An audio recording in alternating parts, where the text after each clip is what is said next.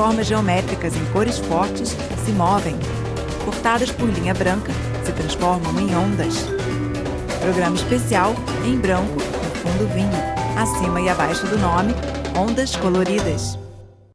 Olá! Começa agora o programa especial. O nosso tema de hoje é a tecnologia assistiva e eu vou receber aqui no estúdio 3 convidados para debater esse assunto. Eu sou Juliana Oliveira, apresentadora e cadeirante. Fique com a gente.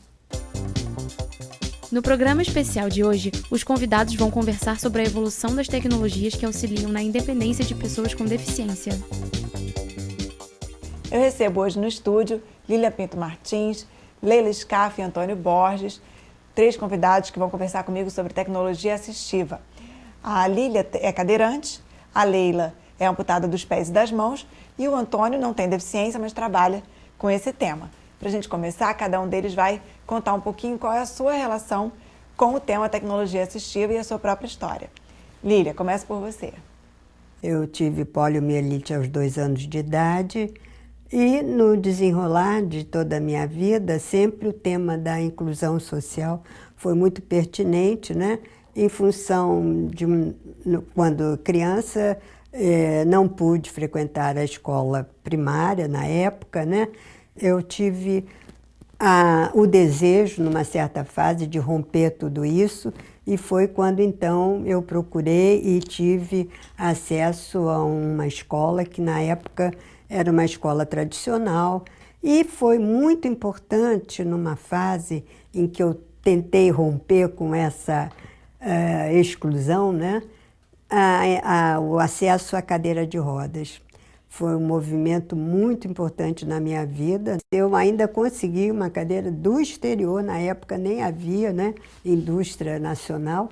Então foi aí que eu dei o grande passo. Eu considero que nessa minha história, esse equipamento, a cadeira de rodas, que é tida, né, como uma prisão, como alguma coisa que transforma a pessoa numa pessoa dependente, foi aí que eu encontrei a minha liberdade, a primeira forma, né, de poder viver essa liberdade. Então, ao longo da minha vida, eu sempre me dediquei ao campo da reabilitação, fui psicóloga de um centro de reabilitação aqui do Rio, e lá nos anos 80, em 1988 precisamente, eu e um grupo de pessoas amigas que vinham também militando, né, nesse movimento, nós fundamos o CVI Rio, onde foi o espaço que eu pude encontrar para tratar muito especificamente desse tema, tecnologia assistiva. E Leila já chegou numa época em que o CVI já existia um outro movimento, né, nesse sentido. Conta pra gente um pouquinho da sua história, Leila. Pois eu sou recente deficiente física. Eu fui, há 4 anos atrás, eu fui atacada por uma bactéria, sobrevivi a ela, difícil às vezes sobreviver, mas eu tive que amputar os pés e as mãos para continuar aqui. Eu tive que reaprender a viver. Depois de um ano, com essa primeira adaptação, eu voltei. Hoje em dia eu acho que eu tenho uma vida, trabalho, enfim, moro sozinha, com uma acompanhante sempre que eu preciso de ajuda, mas enfim, com uma certa independência eu consegui voltar a uma autonomia com a ajuda do CVI, que me ajuda, das tecnologias, né? Prótese dos pés, das mãos eu tentei, mas infelizmente não me deu todo o retorno. Aí eu fiz uma opção dos pés e tenho algumas ajudas de adaptações que eu ponho no coto que me dá uma total grande independência, uma grande independência mesmo. Antônio, acho que passou um pouquinho pelas 2 etapas, né? Onde a tecnologia, uma simples cadeira já era uma super tecnologia e hoje onde existem milhões de recursos. Fala pra gente um pouquinho a sua história. Pois eu trabalho já na área de computação há mais de 40 anos. E acompanhei a evolução da computação e nunca tive, na verdade, nenhuma ligação com pessoas com deficiência. Isso aconteceu aproximadamente há 22 anos atrás, quando eu estava dando aulas sobre computação gráfica na universidade, tinha um aluno cego e não sabia nada sobre esse tema. Mas, de alguma maneira, aquele momento de ter que lidar com aquele aluno no momento em que a tecnologia para pessoas cegas era muito precária. Tá? E graças a esse trabalho conjunto, uma grande quantidade de programas foram criados que permitem hoje que a pessoa cega interaja plenamente com o computador e utilize o computador para ler, para escrever, para trabalhar, para lazer, etc. Talvez as pessoas que estão nos assistindo não tenham noção de como a tecnologia pode ser útil para as pessoas que têm limitações como nós. Eu, por exemplo, tenho essa cadeira que é mais ou menos nova, que fica de pé, que eu, assim, não sei como eu vivi sem ela até hoje. Vocês têm algum caso, assim, de amor pela tecnologia? Ai, que bom que isso existe. Graças a Deus eu tenho o meu tablet, porque é através dele que eu consigo ler o jornal, ler um livro, enfim, eu tenho ele do meu lado quase para levar para uma reunião, para escrever uma ata da reunião. Para mim facilitou minha vida demais, demais, demais, demais. Não vivo sem ele. Quais são os lançamentos aí novos do mercado, Antônio, assim, que você possa Olha, citar? você sabe, Juliana, que essa área de tecnologia assistiva, ela deu um salto tão extraordinário e hoje é possível fazer coisas que são completamente inimagináveis.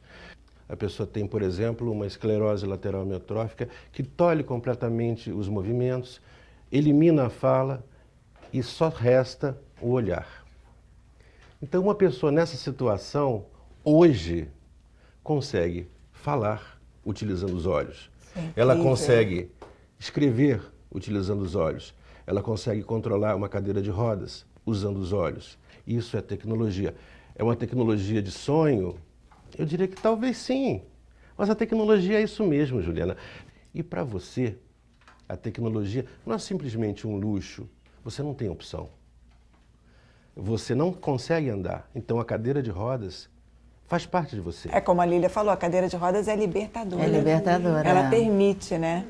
Você lá no CVI trabalha com essa realidade, né, Lilian, de levar essa liberdade para as pessoas e até coisas que as pessoas nem imaginavam serem capazes de fazer com deficiências. Conta pra gente um pouco. Nós temos a oficina que nós chamamos atualmente de Oficina de Tecnologia Assistiva, e que exatamente nós empreendemos esse trabalho, né? Onde a pessoa vai, é muito importante que ela mostre o seu desejo, a sua necessidade, e vai ser construído um produto, um objeto, dentro daquela situação particular. Para mim, eu acho que isso é o vital. É o que a pessoa pode fazer com aquele produto, de que maneira ela vai incorporar a sua vida pessoal. E é muito importante que ela dê esse aval, porque ela é que vai viver a vida como ela vai construir dentro daquela situação. Você sabe que eu tenho uma memória do CVI da primeira adaptação para me alimentar. E eu lembro que quando eu usei em casa pela primeira vez, foi um pranto geral, assim, as pessoas ficaram muito emocionadas de ver como um simples objeto me permitia uma independência à mesa, né, que foi super lindo esse momento familiar, o que isso trouxe não só para mim, mas para minha família, né? Como a gente às vezes não se dá conta de como a tecnologia assistiva está presente, né, nessas vivências. Às vezes são coisas muito simples, né? Não é de uma tecnologia sofisticada, é o que ela pode dar de liberdade para a pessoa e aquilo ser um ponto fundamental para a vida comum dela, né? O dia a dia. O dia a No seu dia. trabalho de arquiteta, Leila, você tem alguma novidade assim, em termos de arquitetura para contar para gente? Eu, antes de ficar deficiente, eu dava uma certa importância. Hoje em dia eu dou muito mais importância. Seu olhar mudou? As circulações, entende? Os acessos, né? Enfim, que eu tinha mais acanhada, talvez, sabe? Porque eu não tinha vivência, né?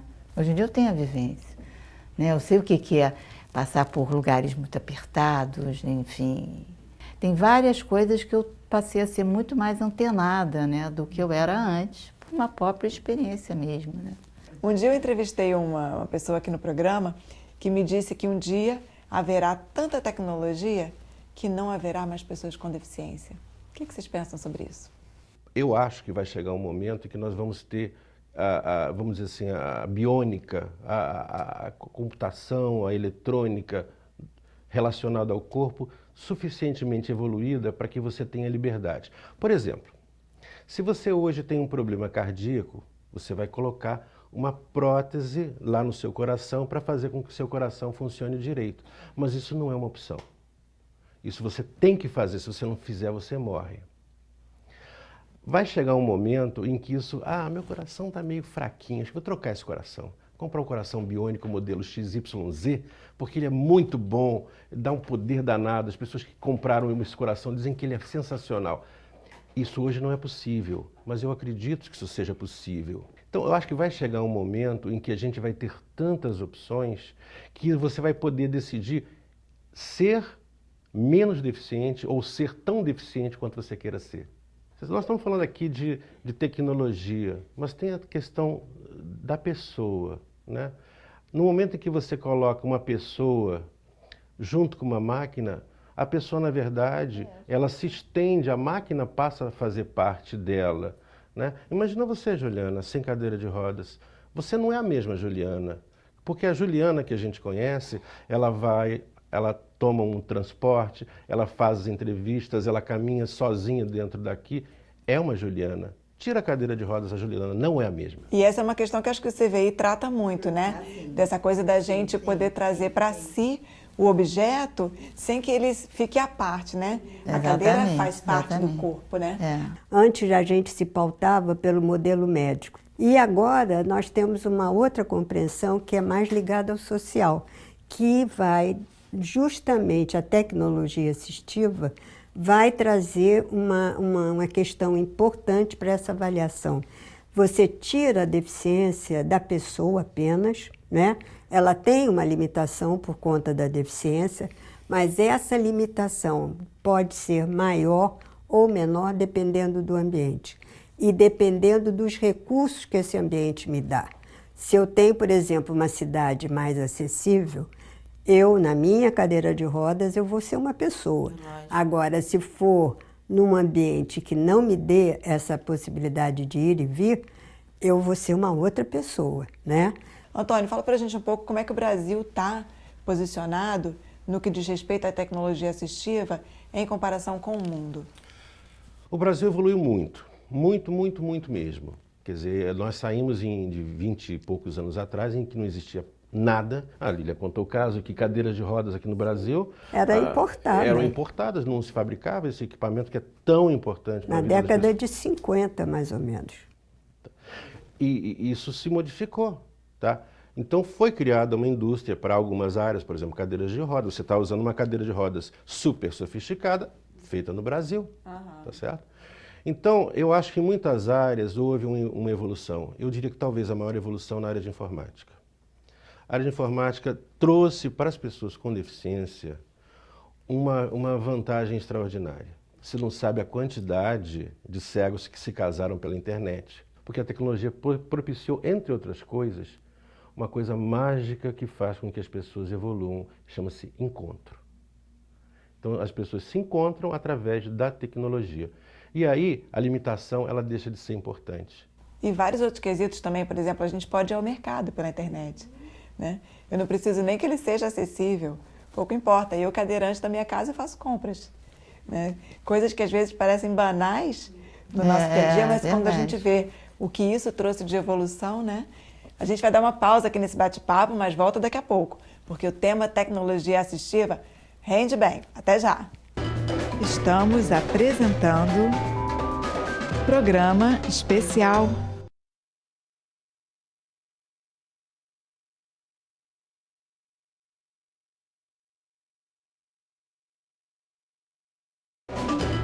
Voltamos a apresentar programa especial.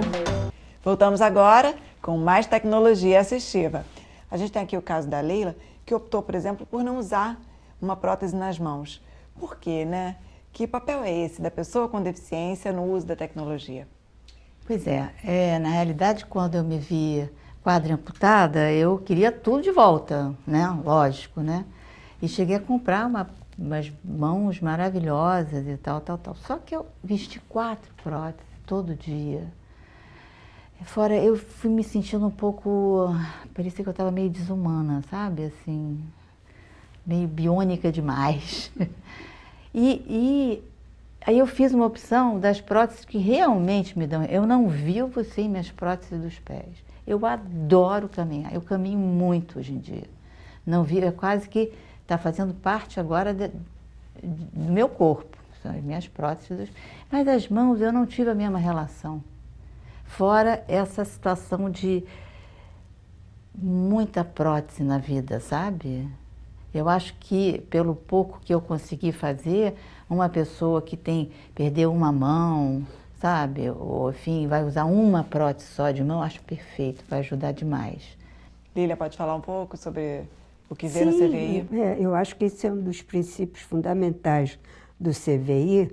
A própria pessoa está implicada num processo que diz respeito a ela, né? E é a grande diferença de uma atitude mais do modelo médico do que agora o modelo social, né? Porque você é que vai determinar o que você quer. Isso que a Lilian falou é muito verdadeiro. As escolhas têm que ser individuais. As pessoas têm que escolher aquilo que querem. Com relação à tecnologia assistiva também é isso. Vou usar um sistema de som como o DOSVox, que é um sistema mais usado no Brasil, vou usar um sistema americano, JAWS, ou vou usar um NVDA, vou usar o que eu vou usar? Tem que ser uma escolha individual. O que é importante é que a pessoa com deficiência conheça. Se ela não conhecer, ela não vai poder optar. É verdade. Então, tudo passa por esse momento inicial de informação. E aí eu digo, internet é ótima. Porque todas as maluquices que existem, que foram criadas em qualquer lugar do mundo, estão lá. E agora outra coisa importante. Nem tudo que existe é útil ou é bom. Às vezes a pessoa compra uma coisa e aquela coisa não atende, como qualquer coisa. Como no caso da Leila, né? Agora, é importante saber que no Brasil, isso é fundamental saber, há muita tecnologia e muita tecnologia, inclusive, gratuita. Há pessoas das quais nós esperamos uma informação. Vou dar um exemplo. Você sofreu um acidente e por conta desse acidente você perdeu suas pernas. Ou você ficou cego, ou você ficou surdo, ou você ficou sei lá o quê. Tá? E aí você vai procurar a quem? Infelizmente, esse é um problema enorme que nós temos no nosso país, é a falta de conhecimento dos profissionais dessa área de saúde para fazer orientação. Temos o CVI, que é uma exceção, né, no qual as pessoas correm para lá porque é um dos raros pontos onde você pode realmente ter informação. Tem a Rede Sara, que também tem informação, mas são poucos lugares. Isso deveria ser um conhecimento da sociedade, deveria ter os médicos deveriam ser ensinados, os professores deveriam ser ensinados na sua formação, deveria ter pós-graduações aos quilos falando sobre isso, porque a quantidade, Juliana, de pessoas que pode ser beneficiada com o uso desse tipo de tecnologia é enorme. E a velhice está chegando. Se nós vamos ficar velhos, com certeza nós vamos ficar deficientes. Para não falar, né, Antônio, de que as próprias pessoas com deficiência estão envelhecendo. E hoje em dia, né, você vê a minha geração e as pessoas que eu acompanhei durante o movimento político já estão com 60, 70 anos, enfim. E eu acho que até é uma amostra interessante para ver como é que essas pessoas estão envelhecendo em cima das deficiências que já têm, né? E como as pessoas que estão se tornando deficientes agora vão envelhecer. Pois é. Exatamente, exatamente. Leila, pode contar um pouco que é recém, né? Recém, entrou agora no grupo. Pode contar um pouco como é que foi o seu processo, né, de encontrar essas tecnologias que te ajudaram? Pois é, eu acho que eu tive uma sorte muito grande, porque eu tive uma assistência muito boa, assim, desde o hospital, assim, de terapeutas, fisioterapeutas, enfim, e uma delas que me levou no CVI. Eu logo fui bem encaminhada para pessoas esclarecidas, que me mostraram coisas, e eu acho também, eu sempre falo que acho que tem que ter em contrapartida, tem que ter uma vontade. Talvez quando você fala assim, existe, mas a pessoa tem que querer, né? Eu acho fundamental todos nós termos alguma coisa aqui dentro que a gente quer. A gente tem que demandar, né? A gente quer ir para frente, a gente não quer parar. Eu conheço deficientes que estão parados. Eu acho que juntou as duas coisas, o meu querer ir e a oportunidade das pessoas com quem eu encontrei. Aí eu fui descobrindo. Uma coisa importante chamada família. Nasceu um menino, esse menino é cego. Então, se a família investir, se a família colocar esse garoto numa boa escola, se comprar os equipamentos, tem muita coisa, por exemplo, para cego que é grátis. Mas as pessoas não sabem que tem. Existe o DOSVox, que é completamente grátis, né? E que permite a pessoa ler, escrever, brincar, etc. Mas as pessoas nem sabem que existe. Então a família estar antenada, saber que existe, e a família querer que essa criança, que essa pessoa da família que teve um problema qualquer de deficiência, seja um acidente, seja uma questão de nascimento, ou seja, alguma coisa que nem se tem uma razão muito clara, né? A família acreditar que aquela pessoa tem um papel importante. Então vamos continuar esse bate-papo aqui através da internet, quem quiser deixar o contato? Eu acho que no nosso caso, o ponto de referência do nosso trabalho é o nosso site intervox.nce.ufrj.br. Ali você tem uma resenha de tecnologias sobre as mais variadas finalidades. Leila, quer deixar um contato? Quero. Eu não tenho site, mas eu tenho o meu e-mail, que enfim, quem quiser trocar opiniões, saber coisas, eu estou à disposição. É leilascaf@gmail.com. Lília? O Centro de Vida Independente do Rio de Janeiro tem um site que todos podem consultar, é www.cvi-rio.org.br. E lá vocês encontram informações sobre todos os serviços e mais especificamente sobre a oficina de tecnologia assistiva.